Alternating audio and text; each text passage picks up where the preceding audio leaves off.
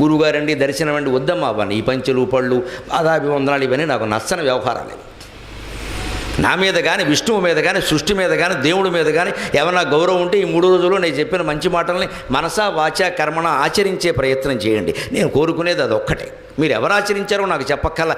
ఏది వద్దు, మీరు ఆచరించడం సమాజం బాగుంటుంది.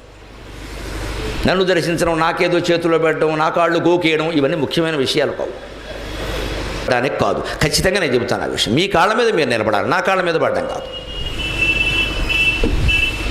పైగా మీరు ఇలా పడ్డం వల్ల ఏం జరుగుతుందంటే మాకు అహంకారం వస్తుంది. ఇక్కడ 100 మంది పడ్డారు ఇవాడు, ఇదో పెద్ద లెక్క అయింది. ఇక్కడ చిన్న కుర్రాడు సెల్ ఫోన్లో సెల్ఫీ ఏదో ఫోటో పెట్టి లైకు డిజలైకని లెక్కెడతాడే, బొట్టన వేలు పైకి కిందికి, ఇది మాకు లెక్క ఎక్కడ. రేపు ఇంకో గురువు గారు వస్తారు, ఆయనకి 50 మంది చెప్తే ఆయనకంటే నేను గొప్పవాడిని, ఎందుకంటే నాది 100 అంటే కాళ్ళు లెక్కెట్టుకుంటూ కూర్చుంటారు అక్కడ. మనం గురువుల వల్ల మనం బాగుపడకపోగా పాదాభివందనాలు చేసి వారిని జడగొడుతున్నాం. వారికి లేనిపోని అహంకారాలు వస్తున్నాయి. ఇవన్నీ లెక్కెట్టుకుంటాడు ఆయన, మీకు చెప్పడం.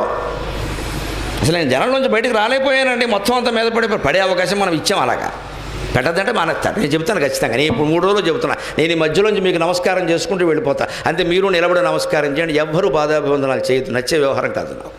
ఎవరు నన్ను కలిసే ప్రయత్నం చేయొద్దు. నేను దొరకను.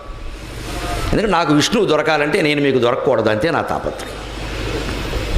మొత్తం ఊళ్ళో జనం అందరూ ప్రతి జీవికి ఉండాలి. నాకు విష్ణువు దొరకాలంటే నేను మీకు దొరకకూడదు.